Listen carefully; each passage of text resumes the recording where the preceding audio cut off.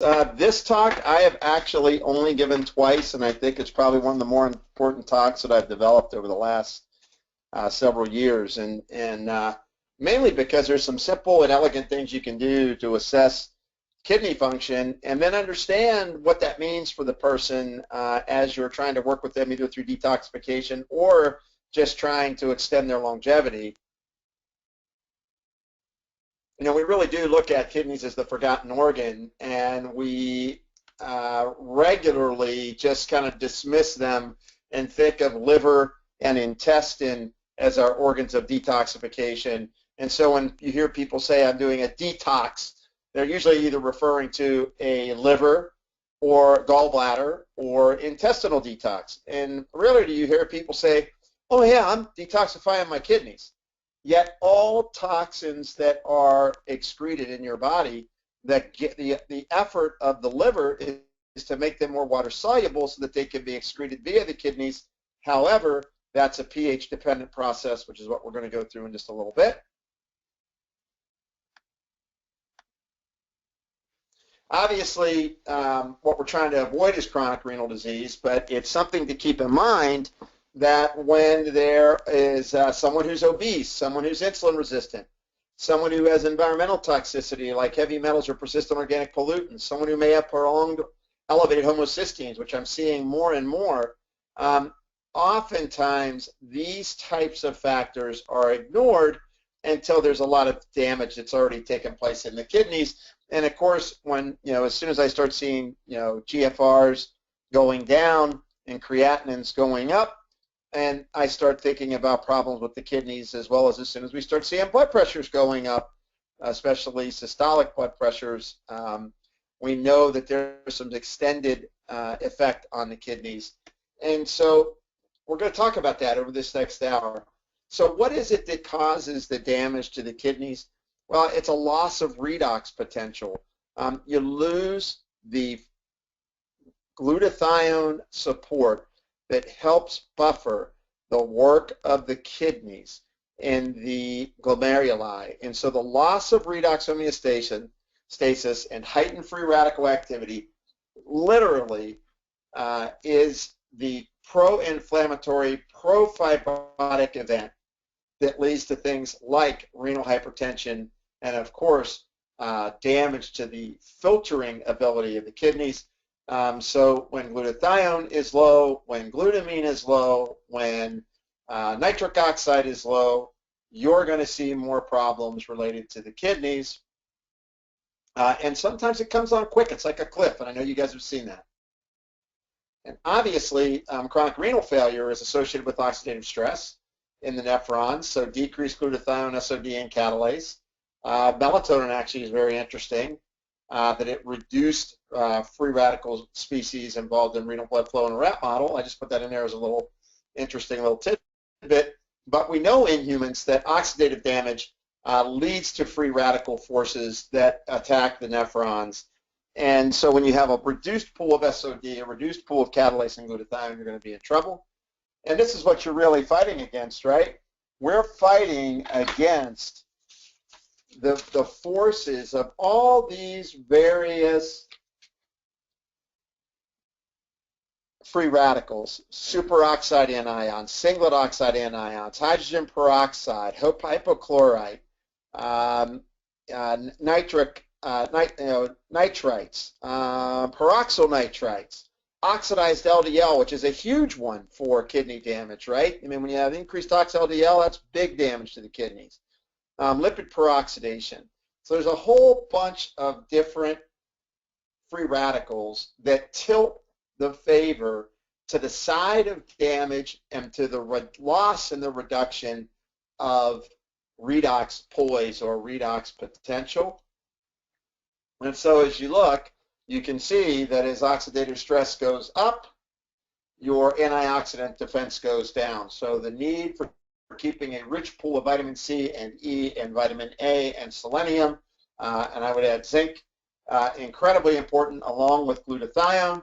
So whether you're using a liposomal glutathione or an acetylglutathione orally, or you're using things like aged garlic extract to stimulate glutathione through its S-allyl cysteine donation, what you're looking for is building up your antioxidant defense network to neutralize the negative effects of free radical damage, which can occur due to normal metabolism. A thyroid is too sluggish, a thyroid is too fast, or it could be due to abnormal amounts due to the fact that there are nutrient deficiencies, and therefore detoxification can't occur as it normally would, and you can't clear toxins, or it could be due to environmental exposure, obviously. And so there's a lot of these forces that are on renal tissue, obviously redox imbalance being one of the biggest, which stimulates changes in the renin-angiotensin system. And of course, what's commonly used are ARBs and ACEs. And what I always tell people is you'd think you'd use an ACE inhibitor over an ARB, because at least with an ACE inhibitor, you're reducing the amount, the total load of angiotensin II that's being produced, instead of just blockading angiotensin II receptors. And then, of course, we have to deal with sympathetic nervous system drive that's upregulated, obviously, with people with high cortisol. So if you're thinking of triads, this is a triad 1 stacking with triad 3, cardiopulmonary neurovascular, stacking with triad 4.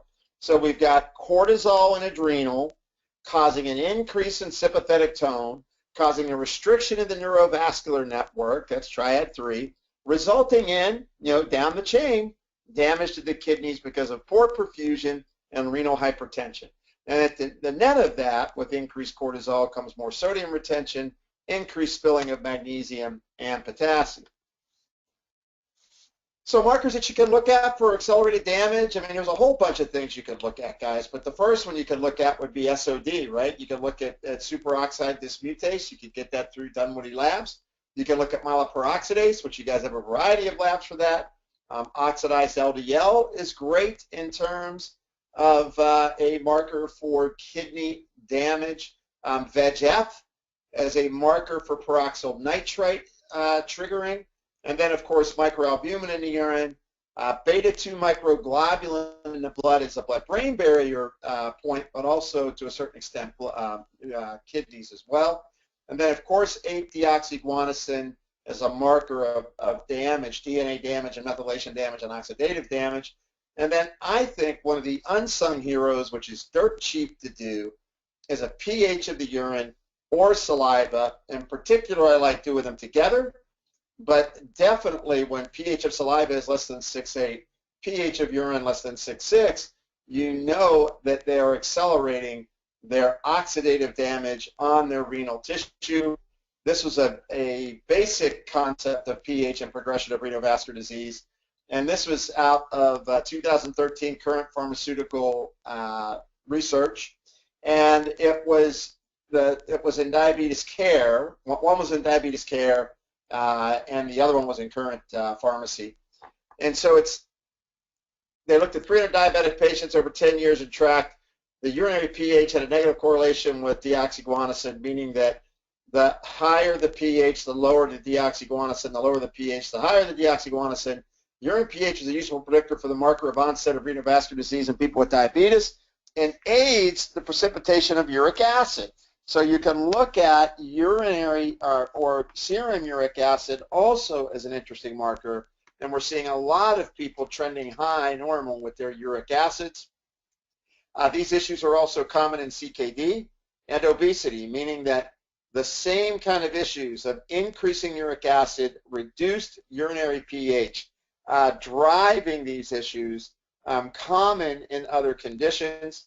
And what the conclusion was that over a decade of improvements in both blood glucose lipids and blood pressure that occur with drug therapy, the number of drugs went up significantly in the trial. No improvements were seen in obesity, acidosis, fatty liver, hyperuricemia, nor could the advancement of renovascular disease be halted. Lower urinary pH directly correlating to the need for interventions, and therefore the study follows up. This is what's important, guys. This study followed up the findings in previous non-diabetic populations. So what you can see is that as your urinary pH is lower, it's creating all sorts of damage and increased free radical issues in your body. And it makes sense, right? Because pH is a reflection of hydrogen ion concentration. So low urinary pH is linked to accumulation of visceral fat, methylglyoxal, and methylglyoxal is a byproduct of insulin resistance, right? It's 2,000 times more damaging than oxygen-free radicals. So methylglyoxal is an advanced glycation end product. Low urinary pH is actually associated with hypertension. It's also with increased intrarenal oxidative stress. And of course, when pH is low, you trigger angiotensin 1 to angiotensin 2, which creates smooth muscle vascular growth and then causing renal hypertension.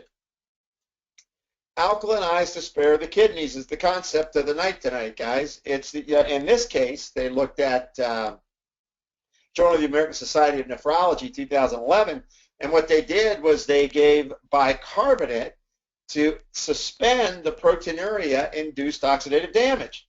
So alkalinizing the urine suspends the damage on the kidneys. Now, we have a different way of thinking about doing that, right? We could think of squeezing a half a lemon in water and drinking it twice a day. We could think about magnesium and potassium, especially potassium citrate, magnesium glycinate. We could also think of a new form of powder called a hydroxide, which is really interesting, that's coming out in a powder soon in the U.S. So that's very interesting as well for alkalinizing both urine and blood pH, and salivary pH. Blood pH stays constant. But they've used bicarbonate to reduce the need for dialysis. So this is kind of telling you that also that when the lower the pH is, the more the intimal media thickness occurs. And so what this is basically telling you is as pH goes down, all the vascular forces, including heart rate, there are a lot of things start to get wonky or sideways when you are acidic in your urine. And this, of course, is just showing what process is going on that's generating these free radicals, right? So, we know that LOX and COX triggers an excess of LOX and COX. So whether your lipopolysaccharide is triggering COX and LOX via NF-kappa B, whether mitochondrial oxidative force phosphorylation is creating superoxide anions, whether you're deficient in SOD or catalase and therefore holding on to your hydrogen peroxides, or you're making more peroxyl nitrites because of the lack of nitric oxide synthase. In the end, all of these forces are what's generating the damage to kidneys. And guys, I think you're going to see a plethora of people with chronic renal or classified as stage 3 CKD because of environmental burden, lack of effective management of their glutathione, insufficient management of trace minerals, which is key to the pH. And then when you throw on top of it that then we try to detoxify these folks, remember, acidic pH in the urine means when you go to detoxify, that clathrated toxin or that biotransformed toxin can be disassociated and then liberated in the kidneys, causing damage. So a lot of these are the forces that are working against the kidneys. So whether it's the RAS system, lipid peroxidation, which we talked about, oxidized LDL does tremendous damage to the kidneys. Obviously, elevated blood sugar is known to damage the kidneys, as well as the byproducts of it, meaning more epinephrine and norepinephrine. Inflammatory cytokines, which can be triggered by all sorts of issues, from fatty acid deficiencies to infectious vectors to other nutrient deficiencies to environmental pollutants to psychogenic stress, you name it. Obviously, endothelial growth factors, the peripheral nervous system, both sympathetic and dopaminergic, and environmental intoxication and diet. These are all the things that are weighing down the kidneys. And guys, I'll tell you what, you can rebuild your mucosal barrier easy. You can help the liver regenerate itself. And I've seen where we've been able to turn around kidneys from the standpoint of increasing the GFR and decreasing creatinine, even in people that were just pre-renal, pre-going to dialysis. You can turn them back to a CKD case, and in some cases even further, but you have to understand what you're trying to do, especially as it relates to detoxification. And of course, who's got accelerated risk? Cardiometabolic folks are, and occupational hazard folks are.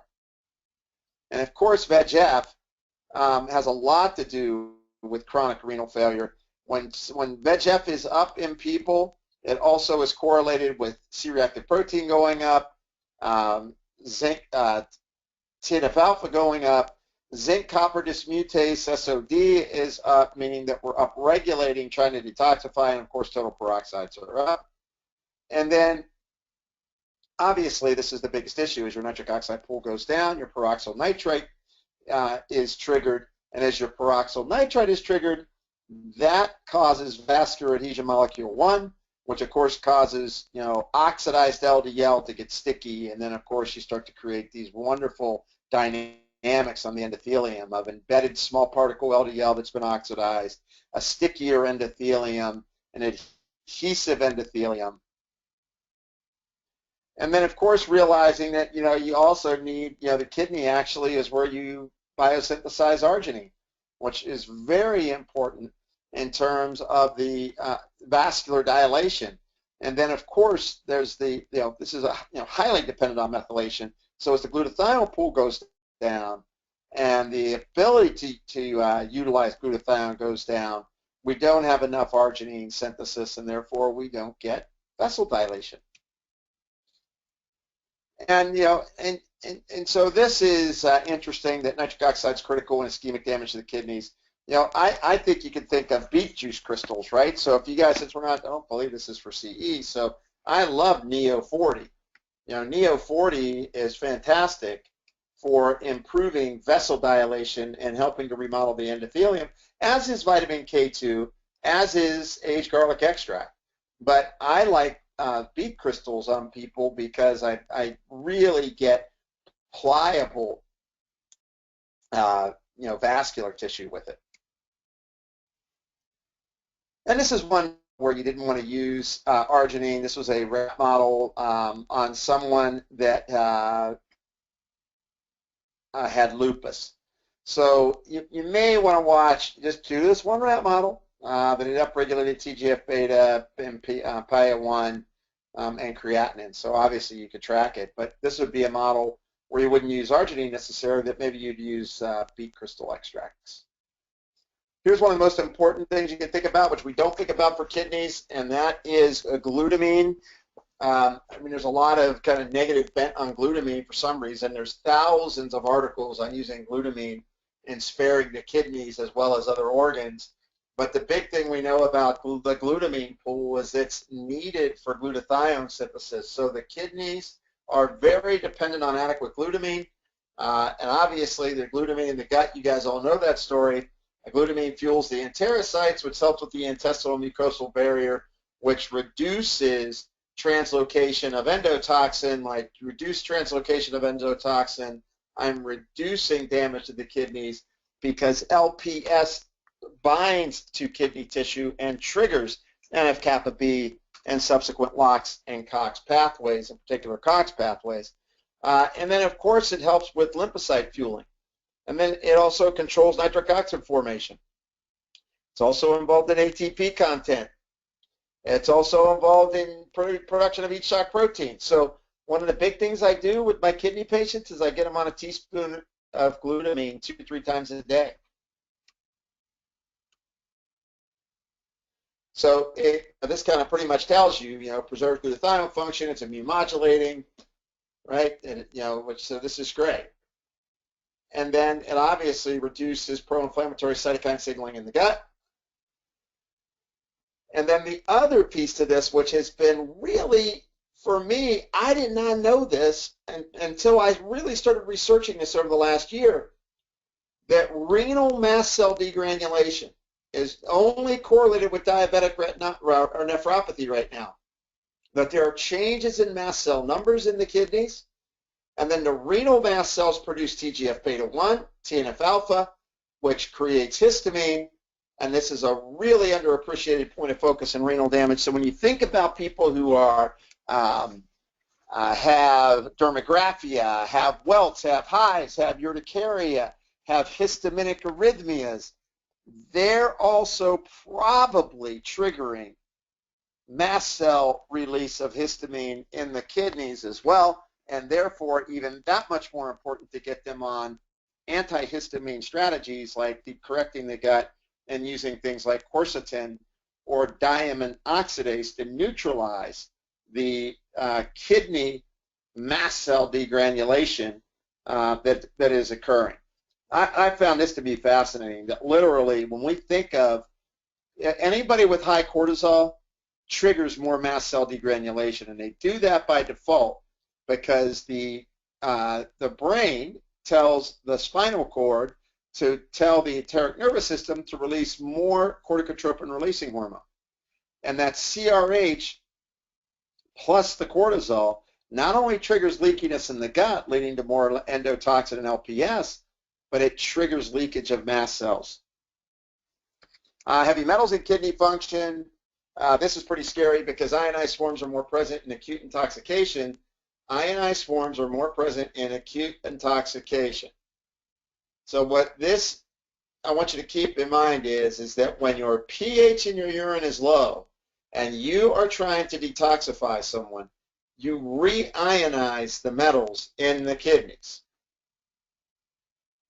So most heavy metals are bound to albumin, but some escape, gets into the free form in the plasma. Inducing metallothioneins and glutathione in renal and liver tissue, inducing metallothioneins.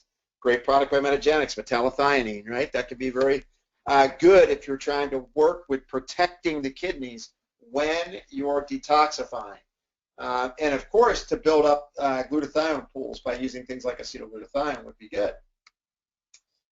Assessment of renal function exposed to inorganic lead, calcium, or mercury vapors. So this looks here that you get higher, increased prevalence of higher beta-2 microglobulin in plasma without a change in urinary beta-2 microglobulin.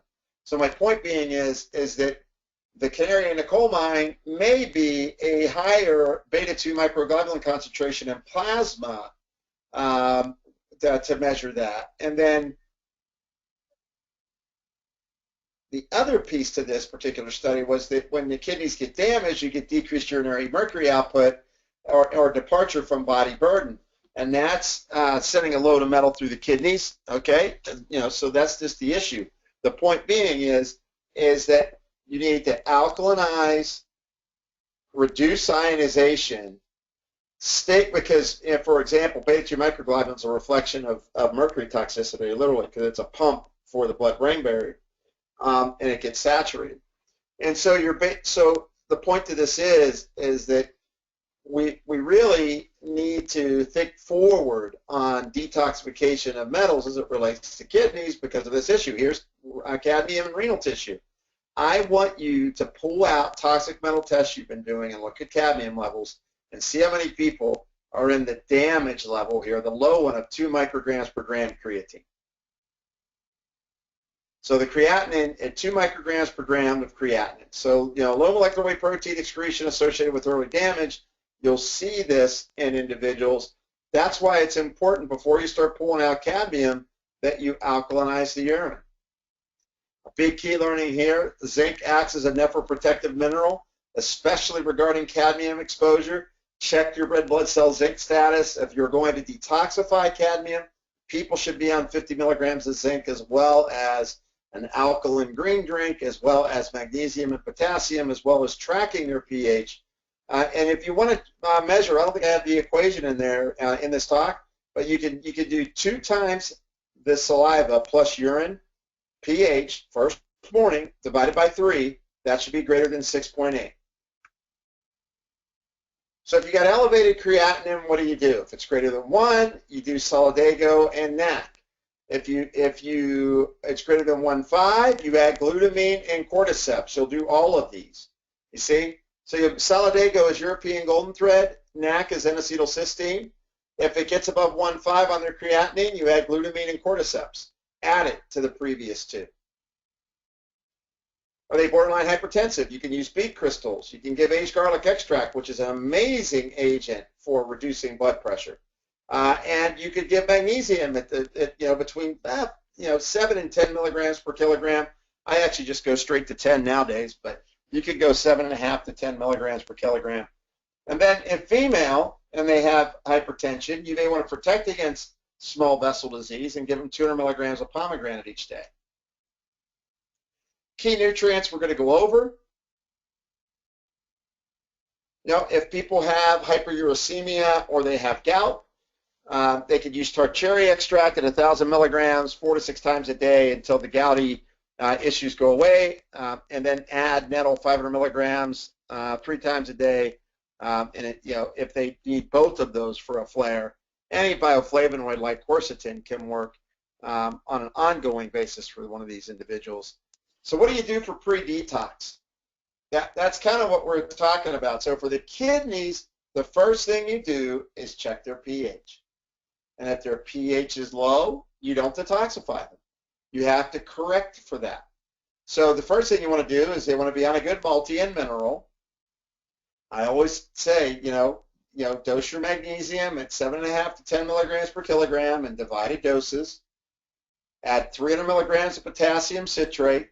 Unless they've got already in renal failure, then you're probably going to have to watch your potassium. And then think of aged garlic extract to build glutathione. You could give acetyl-glutathione. You could give liposomal glutathione. Any of them work. I got them all listed there for you. Do whichever one you want. And then you can check their glutathione pools. And then the last one would be is to use ALA. And, you could do 300 to 600 milligrams twice a day.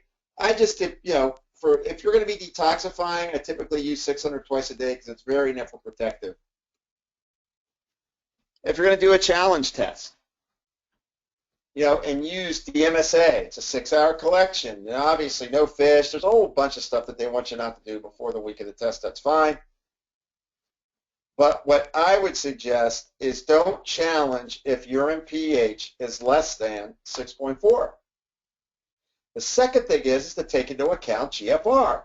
So if they've got a urine pH of 5.5 and a GFR of 60, you probably want to improve their urinary pH and give them some kidney support like Solidago or Shatavari, which I'll talk about in a little bit.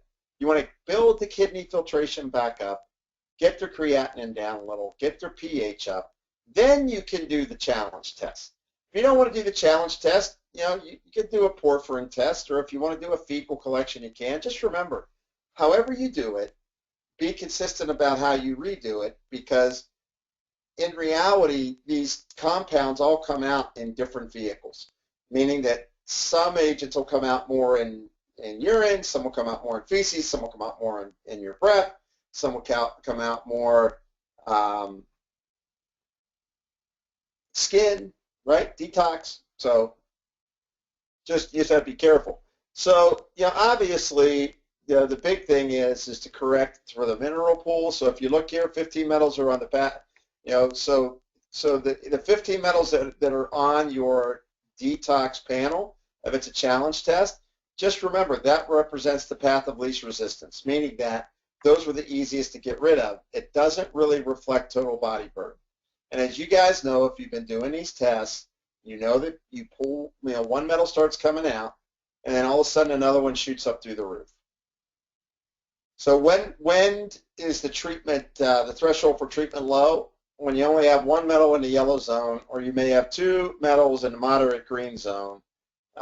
Just remember, if you're a poor excreter, that may fool you. Those readings may be artificially low. So you may want to, if you suspect metals on somebody, you may want to give them some lightweight detox like fulvic acid or chlorella or both, and then retest them in 2 months. A lot of different chelators that are out there, DMSA, thiol resins, EDTA suppositories. I love the nutrients like fulvic acid, and then of course supporting drainage, right? So when we look at drainage, it's lymph and kidney. And what's drainage? Drainage are typically botanical agents that are used in homeopathy that address specific organ functions. So what else can you do for chelation? I love doing EDTA suppositories. Thought to be specific for lead originally, but when we did the clinical trials in humans on them, we found out that they pulled a lot more than just metals, probably due to the fact that it was pulling out so much lead, the body's detox pathways could move out other metals then. That's more than likely it. I mean, EDTA's affinity is more for lead, but more than likely, that's what it was doing. It was disposing of lead, and then it was allowing for other metals to come through. And then you could do those EDTA suppositories, you know, once or twice a week to up to 3 or 4 nights a week if you want. You can combine it with DMSA if you're using DMSA, but if you're using DMSA, probably just 2 days a week, you know, 500 to 1,000 milligrams. I always tell people if their GFR is under 70, probably just 500 of DMSA. And then ensuring metabolic support is just make sure they're on drainage and they have adequate minerals. And then if you need to use something very conservative, meaning very, very effective, but you know a little bit slower, is the thiol resins like IMD that that binds in the vasculature of the bowel. So that's really interesting. So the thiol resin can be really good, especially if you've got a fragile renal case. You know, just remember, if you have ongoing sleep issues, stress, and borderline CKD, think cordyceps and melatonin. Ongoing sleep, stress, borderline CKD, think of cordyceps and melatonin. Just a key concept. These are 2 biggies. Cordyceps for the stress and the kidney support, and of course melatonin for the sleep and the kidney support. And so then what we're going to do here this last hour is talk about how do you use these agents of detoxification. And so the first is dandelion.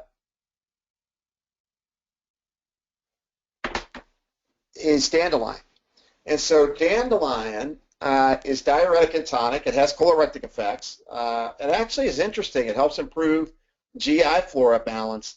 But really, it's somewhat of a drainage product for the kidneys. So dandelion, typically you'll see it if in tincture, 20 to 30 drops 3 times a day, or if it's in a pill, it'll be in a lot of formulas like, you know, Renopat D is the one I know I designed for compounded nutrients that has dandelion and Shatavari and Solidago in it, along with some liver support.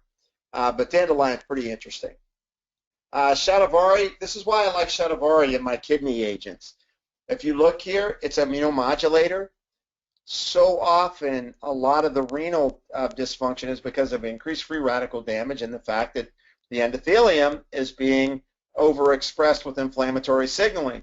So Shatavari actually balances Th1 and Th2 in your immune system, and then has a nephroprotective effect and also an anti-kidney stone effect. So I don't know how many of you guys use Shatavari, but this is an Ayurvedic herb, which has a very nice, interesting history to it. And the last important thing is it reduces free radical burden in the kidneys. Obviously, we've got multiple studies cited here, Journal of Ethopharmacology, methods and findings in experimental and clinical pharmacology. There's a whole bunch of different interesting discourse on Shatavari. So I use this a lot. Shatavari plus goldenrod or Solidago, this is powerful. Probably the single biggest thing I've seen that's turned away +4 proteins in the urine, +4 buds in the urine is the use of goldenrod or Solidago, 500 milligrams 3 times a day, along with a N-acetylcysteine or a cysteine donor like aged garlic or NAC, along with Cordyceps sinensis, which is that Chinese caterpillar fungus that's been studied extensively and has fantastic effects on the kidneys. So if you're dealing with positive proteins in the urine, positive blood in the urine, think of goldenrod, Cordyceps, and NAC. Goldenrod, NAC, and Cordyceps. Really good. So goldenrod is what I use on any of my folks where their GFR is starting to fail, that they're starting to slip into the 60s, and that they're having a significant issue surrounding their creatinine going up, their blood pressure is going up. Think goldenrod. EDTA suppositories, I kind of mentioned. The only time we're going to use EDTA suppositories, guys, is when you're trying to detox metals. I wouldn't start here. Straighten out the kidneys first with things like Shatavari and Solidago. Make sure the liver's detoxifying well. Maybe you need some glutathione. Obviously, in terms of SOD and catalase, what's better than milk thistle to stimulate SOD and catalase? Probably the single most studied herb for that reason.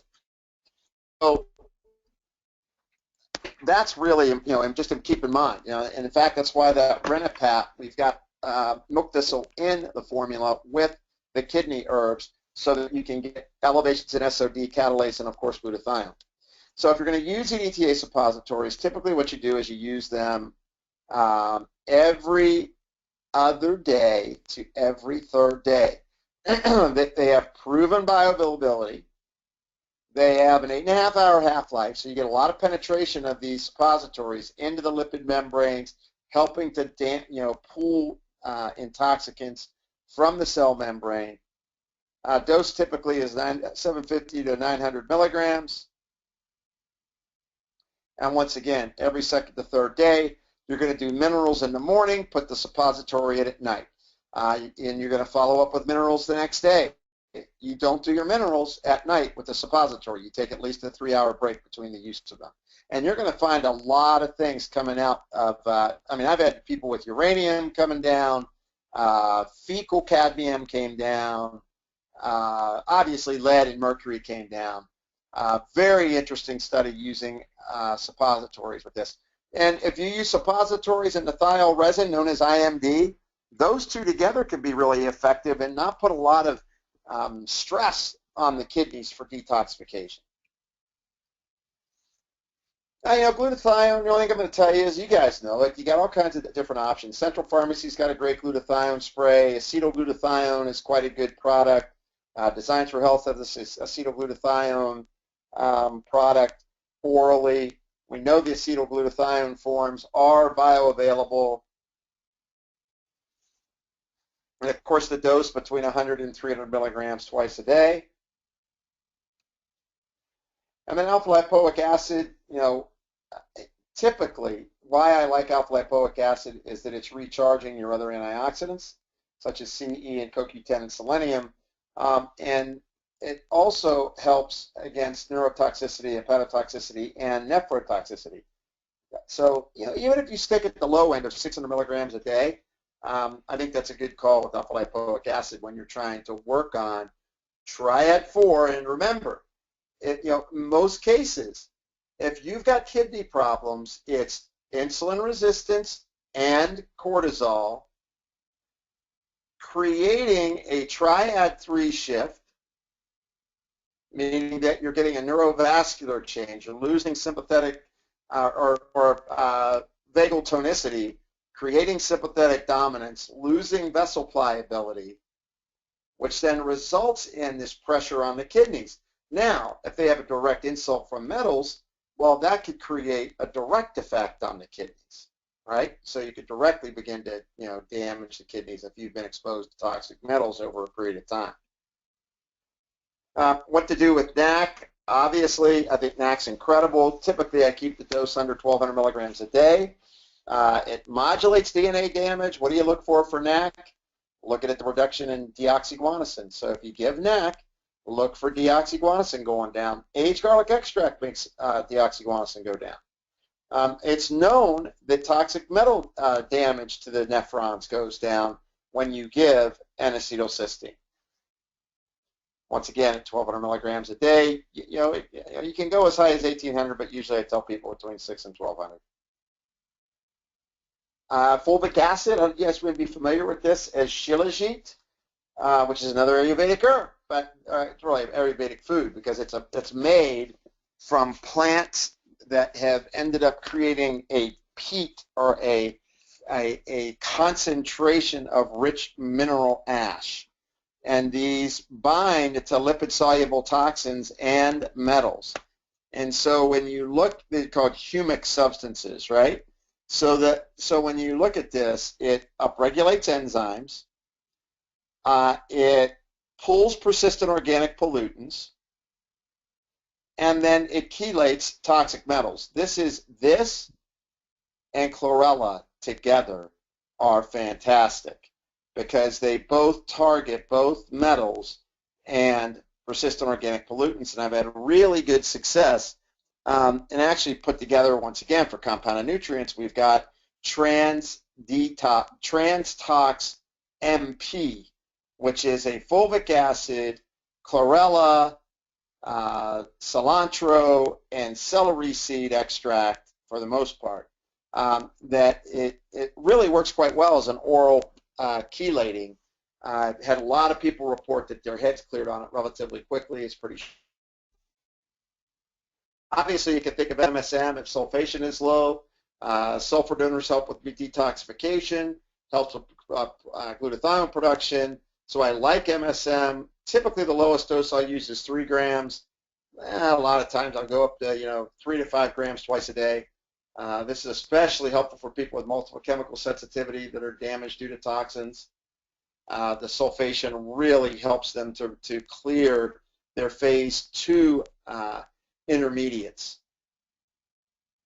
I mentioned chlorella already. If you look, it detoxifies mercury, lead, cadmium, along with dioxin, PCBs, and uranium. Dose at 3 to 5 grams a day. And chlorella is really well tolerated. And of course, you can add cilantro. You can eat cilantro, but if you look at what it does, this is why it's so interesting. As antioxidant effects, it reduces lipoxygenase, so it reduces oxidized LDLs and lipid oxides. It has iron chelating activity, for your borderline folks that are high in iron. It is a hydroxyl scavenger. It improves your SOD and glutathione, and then, of course, it's anti-lipid peroxidation. And then one of my favorites, of course, as you guys well know, aged garlic extract. It increases glutathione production. That's been shown. Has some antiviral properties, which is fine, but it reduces ox-LDL, reduces homocysteine, improves endothelial function. I would say go 1,200 twice a day if your goal is for all of that to occur. Really important. And there's great human studies on this, reducing blood pressure. I mean, great human studies, at as little as 1,200 milligrams a day.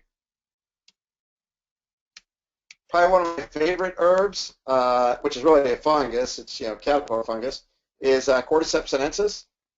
How do you use this? 1,100 milligrams 2 to 3 times a day. If someone has CKD, 3 times a day, 1,100 milligrams. If you're just protecting your kidneys, it's 1,100 twice a day. Very rare minor side effects of GI upset. If they're allergic to fungus or mushrooms, like truly allergic to mushrooms, then I wouldn't give it. But otherwise, I haven't had anybody have a negative effect of this other than GI upset a couple of times. So real high in saccharides and sterols, which make it quite interesting. The water extractions, I like a lot of this. And why is cordyceps so big? 1, it improves oxygenation. And 2, it enhances kidney function, improves elimination of toxins. 3, it protects against toxicity to the kidneys. And that's big. It also acts as an adaptogen. Lo and behold, it increases serum levels of SOD, which is one of the major things that protect the kidneys against damage. And of course, it will help to regulate, vessel and endothelium, but don't look for it to drop somebody's blood pressure out. And this is probably the #1 thing I reach for if people are going through chemotherapy-related kidney disturbances. So if you want to protect the kidneys during chemotherapy, cordyceps and solidago cannot be beaten. Other important things to consider, you can do lymphatic and kidney drainage. Really, both of these, you begin with these. So you can get drainage. I use PHP. They've got kidney liquescence and lymph liquescence. I use lymph liquescence if it's more lower extremity. I use DJX liquescence if it's more upper extremity. But a good way to think about this is I did this on a case today. literally, first time testing her, and she's puffy, and I know her GFR was like 75. I'm putting her on drainage for 30 days, along with building her mineral pool, and increase mag, increase potassium, get the pH straightened out, address some of her stress response issues, and then in 30 days she'll come in, and we'll see what we need to do with her. But her pH was 6.2. Salivary pH is 6.2. One of the other things that you can think of is oligotherapy. This is when you're giving minerals and you're either not effective at seeing them get a result, or if you're trying to give a mineral that's ionized that will attach to where the metal has been attached, so the metal ligand gets displaced, and so you can use oligotherapy. Obviously they're triggering catalytic functions, improving on electrical charge, which, by the way, guys, electrical conduction is a huge way that we get things done in the body. And then some work by redox, right? So redox potential. So how do you use oligotherapy? 15 to 20 drops, on an empty stomach typically. It's a little bit short today in an hour. We need to do a course just on oligotherapy. Maybe we'll do that, Libby. We'll do a oligotherapy introduction on an hour in on itself, because it's a topic for an hour in and of itself. So what are the trace element disruptors? Things like tea, coffee, and wine. Antibiotics will bind to your zinc and copper enzyme substrates that reduce your superoxide dismutase. So if you have somebody chronically on antibiotics, typically their SOD pools are poor. If they're eating a lot of grains and beans and legumes and nuts and seeds, which, by the way, guys, everybody's going vegan, everybody's drinking pea and rice proteins, it's important to think of these. You're going to see the binding up of some of the enzymes receptor substrates with a lot of these, kind of concentrated vegan foods that are out now. And of course, pH and temperature and meds all can cause a problem with enzyme substrates. And honestly, let's go through them. Okay, let's get a couple points here. Let's get the most important ones. Oligo Copper gets depleted when you have too much zinc. If you got high stress, you may have low copper. Why is Oligo Copper important? Because copper enzyme substrates are needed for SOD. Copper enzyme substrates help to balance your ability to keep fungus in check. And so Oligo Copper can be invaluable if someone has low copper or their copper enzyme substrates are bound up by a toxin. Zinc, cadmium is a big one for zinc. Mercury is a big one for zinc. We use oligo zinc in order to activate zinc receptors, so that's everything from wound healing to improving immune response, so thymus tissue, to glucose regulation. So super important for hundreds of reactions. And so I think oligo zinc. I'm giving zinc, but I'm not seeing a change in someone's sex hormones, or I'm not seeing a change in their aromatase activity, or I'm not seeing a change in their wound healing. Think oligo zinc, which is an ionized zinc substrate. And of course, oligo magnesium, muscle contractions, muscle cramps, hyperacidity, central nervous system, hyper-aware or hyperactivity, hypervigilance, any of those. And remember, mercury binds to magnesium receptors. So you end up with perseveration, neural activation. People have trouble with sleep, obviously. And so this is a big one. So sometimes when you get magnesium, it doesn't seem to be working. Think of Oligo Magnesium.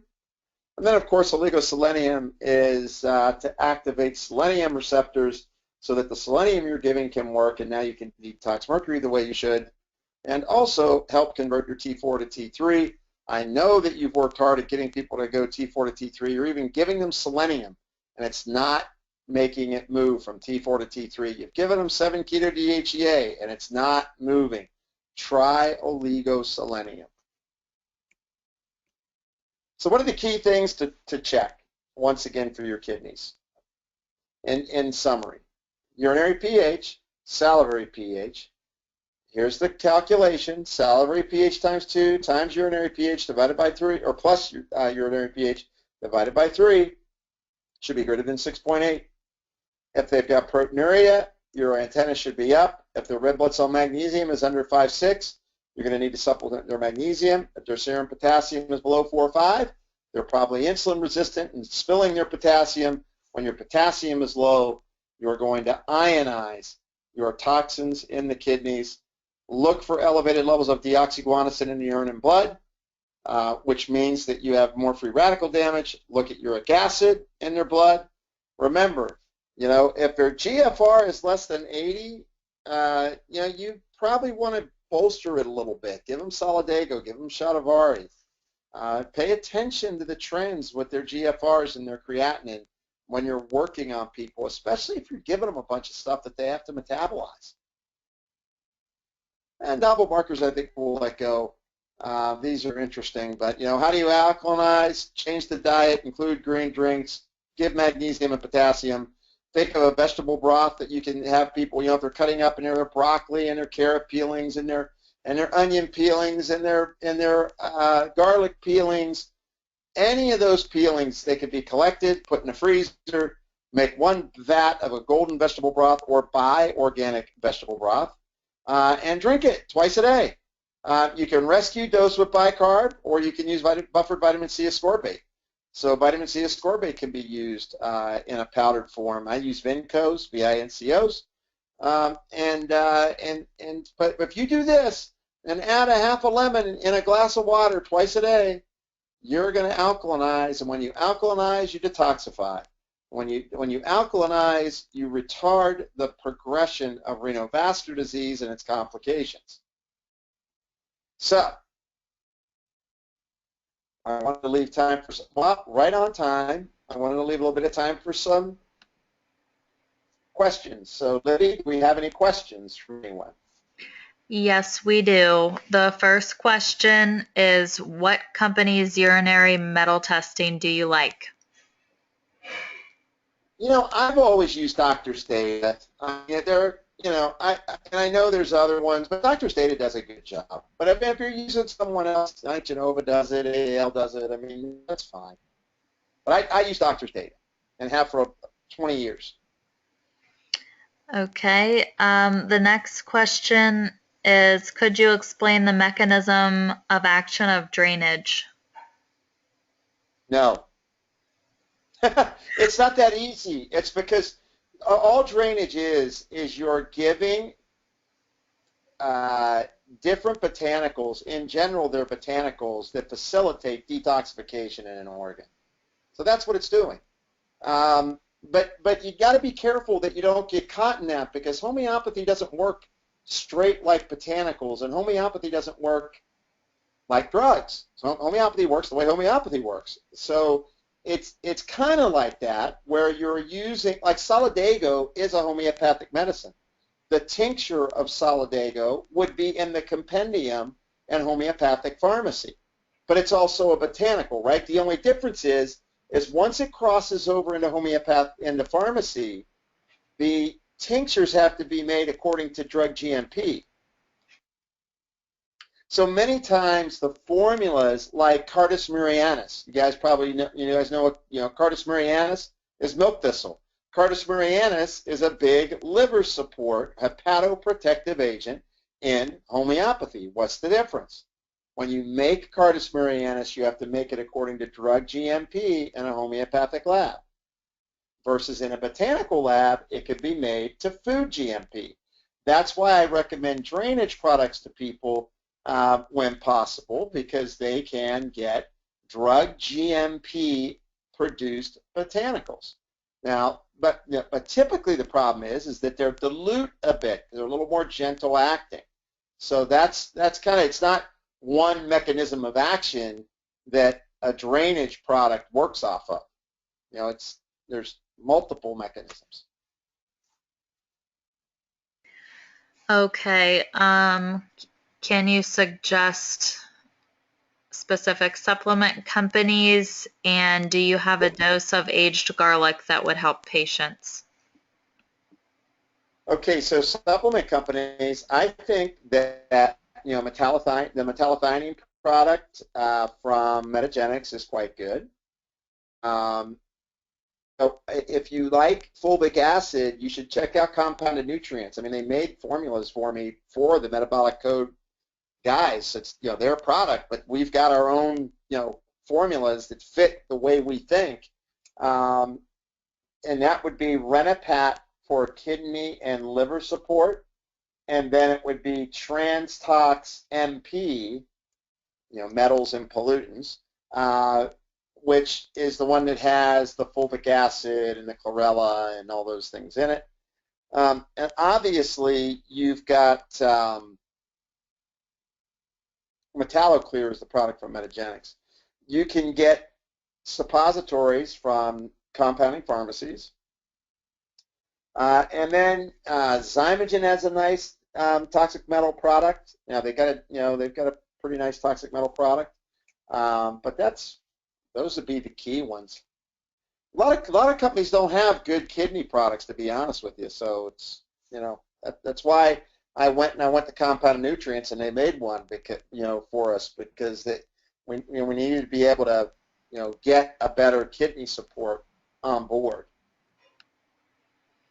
And then in terms of dosing of aged garlic extract, the minimum is 1,200 milligrams a day. So you can get Kyolic Reserve at 600 milligrams per capsule.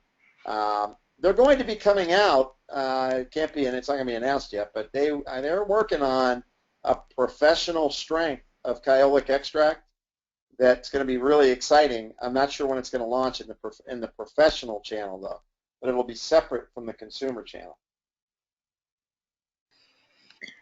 Is there any problem using 2 to 3 grams of potassium citrate if needed to achieve alkalinization? Well, only in people. Remember I said in people with acute renal, so if there's people in dialysis, that's going to be a problem, but you're probably not going to use it anyway. But 200 milligrams of potassium citrate a day is not a lot of potassium citrate. So, you just track it and see if their serum potassium levels are going through the roof.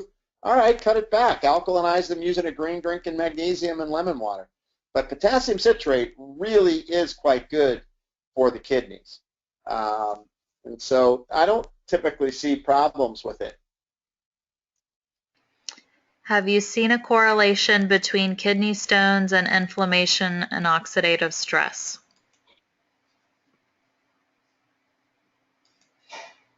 There we go. Well, that was that slide that I had there, that you get oxidative damage and inflammation will lead to consolidation of kidney stones. So yeah, you'll see that definitely. Look, guys, that's usually a very acidic urine, and when you have an acidic urine, your magnesium and potassium get spilled out, and that's how you generate those types of stones. So correct for pH, B6 and magnesium, and typically people won't get kidney stones anymore. And of course, Shatavari is very good at protecting against kidney stone formation. Next is, do you have recommendations for pre-dialysis end-stage renal failure? Well, I mean, the purpose of the Metabolic Code platform and doing the test isn't to deal with end-stage renal failure, but what I gave you are recommendations for, for CKD. So you give Solidago, you give Cordyceps, and you give NAC. And then if you're getting towards end stage, first of all, you want to figure out, well, are they under a lot of stress? What's their blood sugar like? So you correct for blood sugar, you correct for cortisol, and then you think about what else you may need to give for vessel burden, right? So vitamin K2 maybe, aged garlic extract to keep the vessels more pliable. And then, of course, acetyl glutathione or a liposomal glutathione to try to repair and rejuvenate the filtration in the kidneys. So that's what I've done for years, and it works really well. And it looks like what may be our last question. What companies supply goldenrod capsules? I use, you can get goldenrod through Nestman's if you want liquid, but I use compounded nutrients for my goldenrod because they were one of the few companies that I could get them to stock goldenrod in their inventory. So I use compounded nutrients for that. You could get it from other people, I'm sure. That's who I use in my office. We do have another webinar with Laura LaValle, registered dietitian and nutritionist, this Thursday, November 12th, and you can register for that on our events page, metaboliccode.com/events. Also, if you would like a demonstration of the Metabolic Code system, you can schedule a demo under platforms. And just want to thank everyone for being here this evening, and I hope to see you again Thursday at Laura LaValle's webinar. It looks like we have one final question that will sneak in here. Oh, okay. Do you ever do 24-hour UAs? I don't, only because most of the time people mess them up and it's an inconvenience. Usually I'll do a 6-hour collection. If you're looking for something other than that, if you're screening, kidney function or something where you're using it, that's fine. But if it's for toxins, typically I do 6 hours because it's the easiest. But I get how some people like doing the 24-hour collection. No problem with doing it.